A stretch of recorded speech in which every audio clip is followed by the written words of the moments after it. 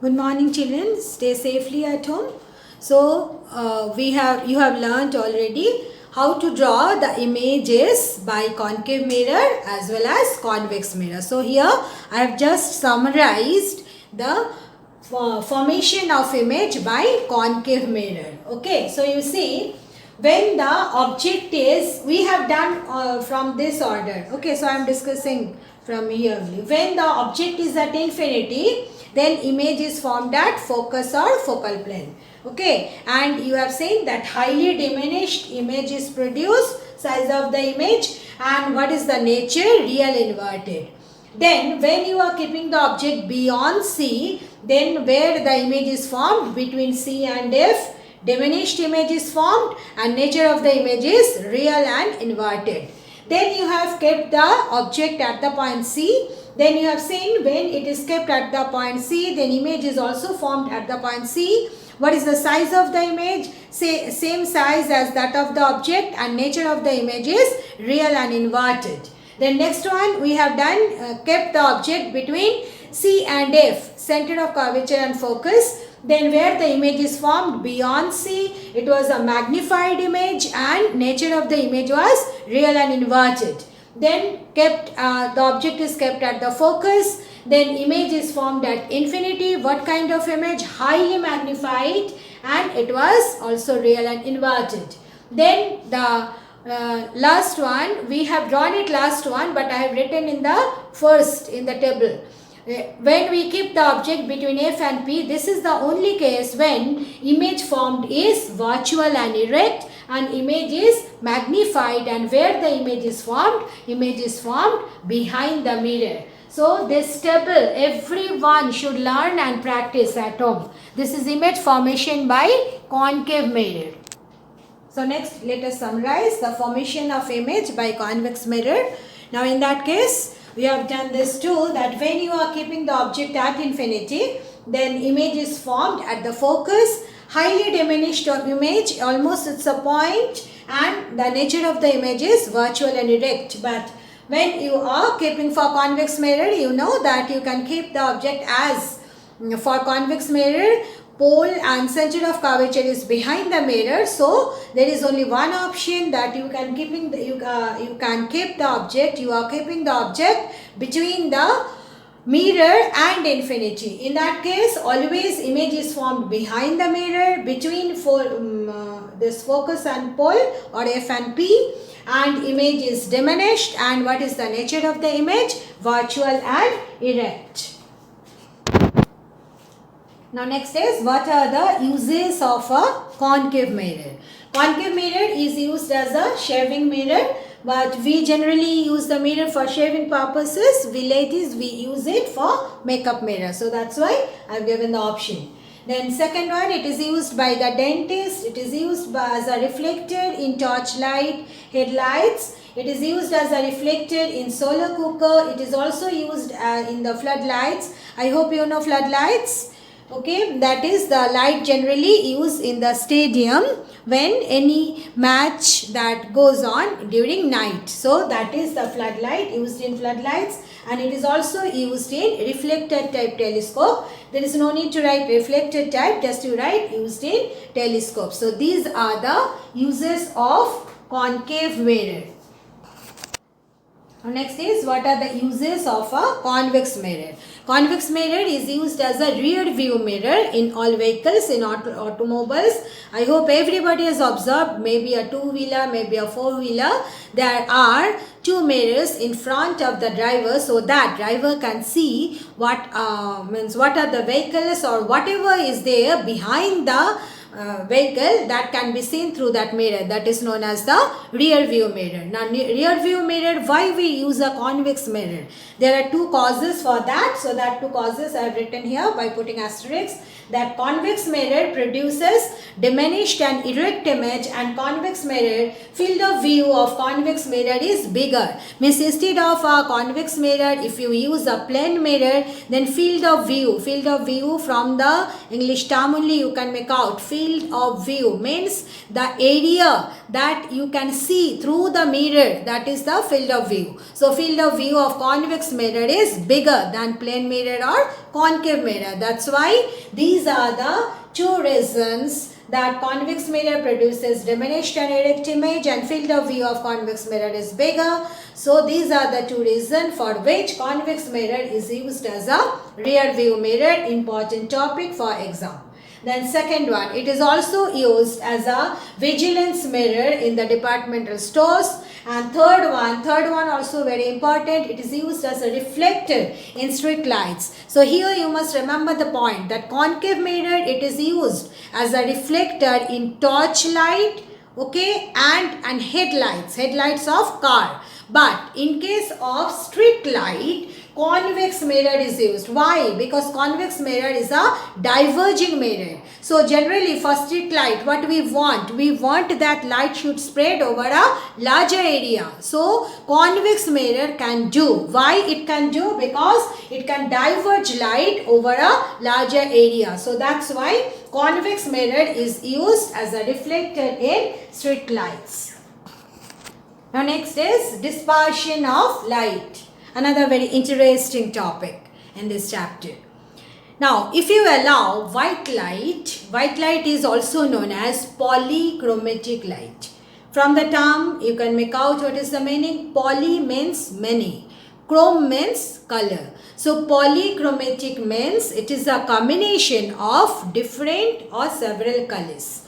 So when white light passes through a transparent medium, then you will see that the white light is splitted into its constituent colors. So this splitting of white polychromatic light into its constituent color on passing through a transparent medium, prism is a transparent medium, is known as dispersion of light. Alright, so everyone should learn the definition of the dispersion of light. That splitting of white polychromatic light into its constituent colors on passing through a transparent medium. An example, a glass prism is known as dispersion of light. Then you will draw the diagram. You please follow how I am drawing the diagram. You too exactly follow the same. So first of all, you draw a prism. If you take the cross section of a prism, then it appears like a equatorial prism. Okay, so means all the angles, these angles are 60 degree. Now this triangle actually representing the prism. Now let us consider. So you see how I am holding the scale and how I am drawing the diagram. Please follow that. So suppose we are considering that white light falling on the prism. Now you see white light is falling on this prism. So till this point I have drawn a solid line. Then you continue with the same line by drawing it by dotted line. Okay, means just extend the line by dots. So let us consider that a white light, this is white light, it is falling on the prism. Let us name the prism. Then how you will draw the diagram? You will see that it will be splitted into 7 colors. So no need to draw all the 7 colors. Okay, just draw 2 colors like this. The uppermost color is the red and the lowermost one is the violet one. So you see this is the original path. Then it is not only bending, this is known as base. It is not only bending towards the base of the prism, but instead of only one color, you will get here 7 colors. I am repeating, I have not drawn 7 colors. I have drawn only the 2 extreme colors that are red and violet. So you too do that. And after that, suppose you have kept here one screen, means you can just take a white piece of paper or white piece of cloth. Then you will observe. Now you see how I am drawing the diagram first. Here it is bending towards the base. Then again after this point it will bend towards the base. Don't draw it continuous line like that. It is bending towards the base. So this is red And you will observe the violet will also bend. Here it will be violet, and then in between you write down the colors like this, Viv Gior. Alright, 7 colors. You see 1, 2, 3, 4, 5, 6, 7. I hope it is visible.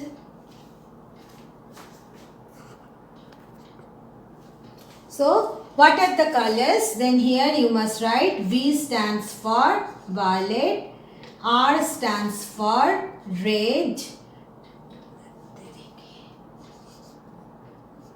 then O stands for orange, Y stands for yellow, G stands for green, B stands for blue, and I stands for indigo. Alright, so you see white color, actually it consists 7 colors. What are the 7 colors? We use the mnemonics Viv Gior. Okay, and remember we although say Viv Gior, but R is the first color. So R, red, orange, yellow, green, blue, indigo and violet. And there is no need to draw the 7 lines here. It just makes the diagram untidy, and if the 2 lines touch each other, then also it is not scientifically correct. That's why you should draw the diagram the way I have drawn. So what is the cause of dispersion? Here the cause of dispersion I have written point wise. Okay, and you too develop this habit of writing every answer point wise. Okay, now don't write like the history answer that in a paragraph you are writing. Please don't do that. Okay, just write down point wise answer. So understand it. For if you consider different colors of light, they are having the different wavelength. So as they are having different wavelengths, so for different color of light, refractive index of the medium is different. So you see here what is happening. Lambda of red, lambda stands for wavelength. Lambda of red is bigger than lambda of violet color.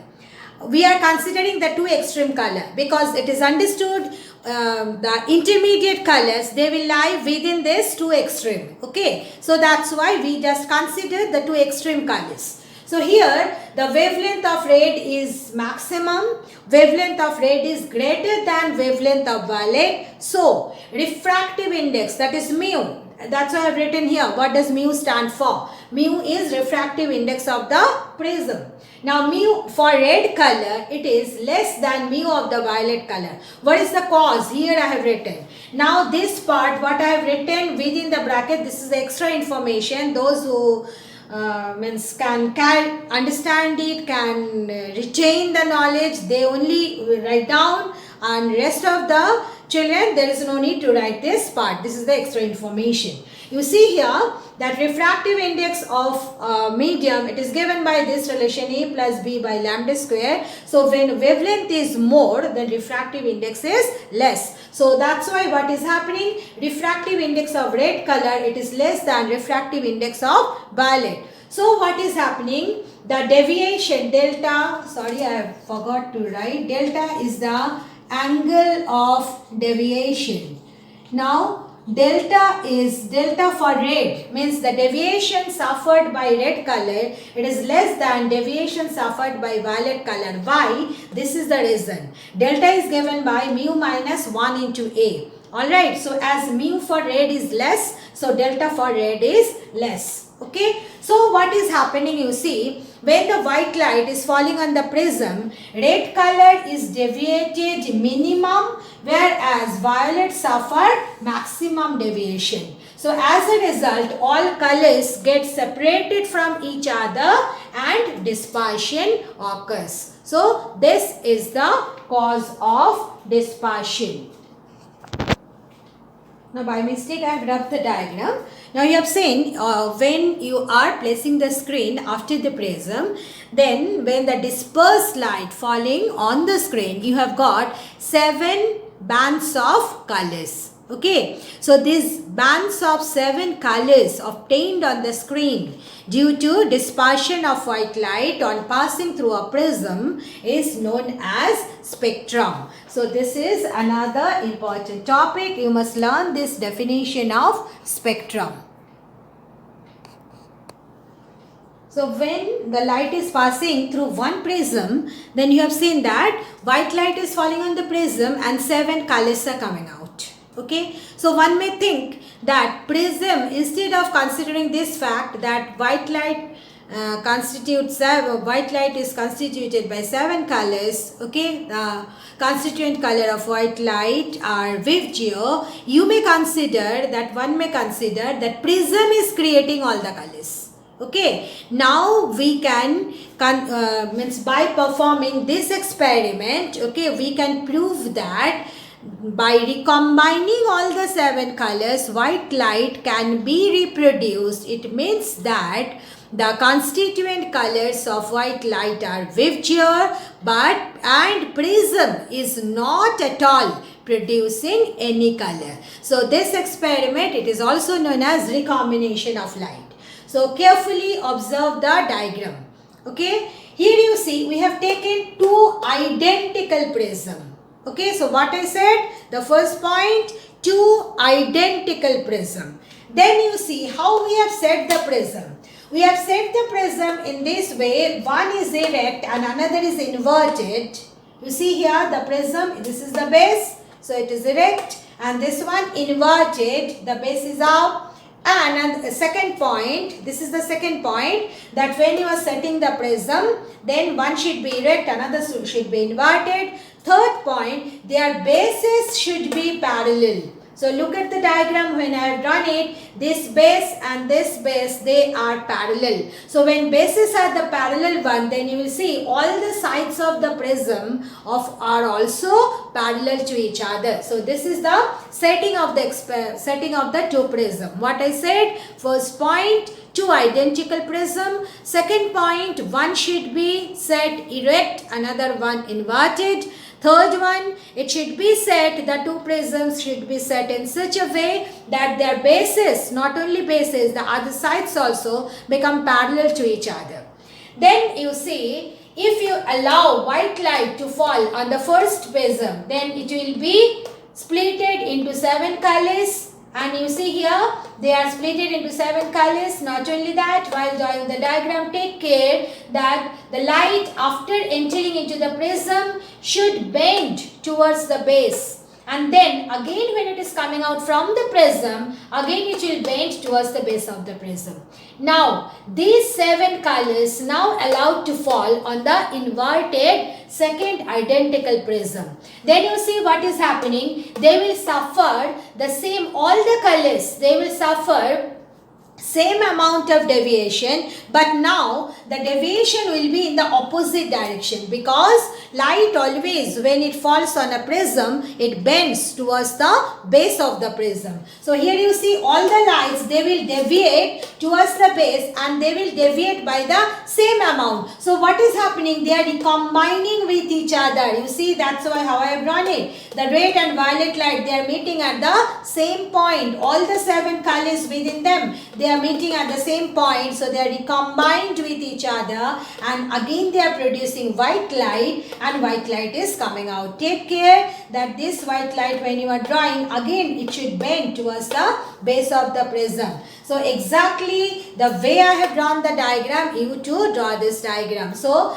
this experiment proves that white light, it is a combination of 7 colors, and secondly, prism cannot produce color. What it can do, it can either split the color or it can recombine the color. It cannot produce any color. And white light, it is a polychromatic light, and it is a combination of 7 colors, that is VIVGEO. So this is the last topic of this chapter. Thank you, girls.